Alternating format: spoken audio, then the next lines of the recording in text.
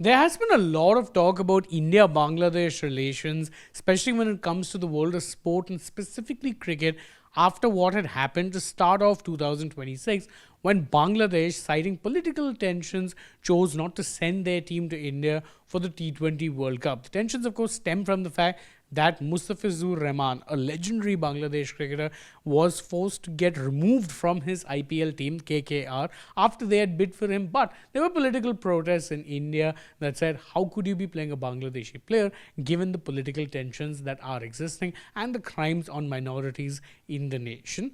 This was something that did actually cause two issues because, again, not only did Bangladesh pull out, but it also led to a point where Pakistan almost boycotted the India game in protest. However, with elections now having been concluded in the nation of Bangladesh, there seems to be some scope that perhaps relations might actually end up getting a little better.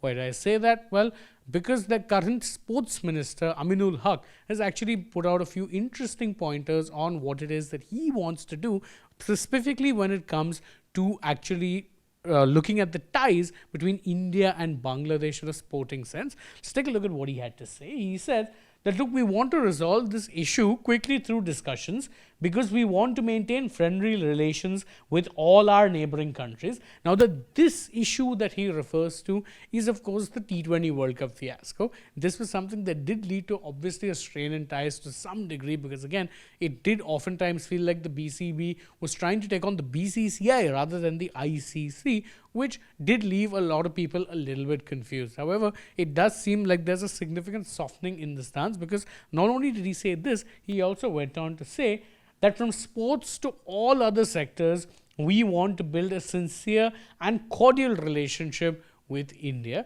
Now, is this softening of a stance merely political talk that is set to come from a newly elected government official, or is it basically them trying to actually stem the tensions and ensure that they are not on the wrong side of a cricketing giant? Perhaps it's a bit of both. Perhaps it's simply due to the realization that whilst the stance previously taken might have benefited or shown some benefits from a political perspective, those gains are no longer there to be had. And so now the focus will be on ensuring that there's a softening of the tensions and that there is no hardline stance that is taken by Bangladesh when it comes to these matters. If you ask me, I think that's wise, mainly because we know just how reliant the world of cricket is on India to generate revenue. And given Bangladesh's own status, it would be very, very unwise for them to try and irk their neighbors. So it's a good thing because, again, it's also important that Asian nations as a whole maintain some degree of cordiality. And what we saw in the month or so prior to the T20 World Cup was far from friendly by any stretch of the imagination. But what are your thoughts on this matter? Let us know that in the comments below, and don't forget, as always, to like this video, share it with your friends, subscribe to the channel, tap that bell icon, follow us also on social media. We're on Instagram, X and Facebook, and stay tuned for more such updates from the world of sport.